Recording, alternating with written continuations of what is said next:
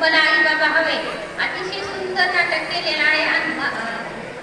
आपल्या आपल्या आपल्या धाराशिव या शहरामध्ये आता जो नाटक झाला आहे माता अनुसया प्रोडक्शन मुंबई यांच्यातर्फे की मला आई बाबा हवे खूप सुंदर तयारी करून घेतलेली अतिशय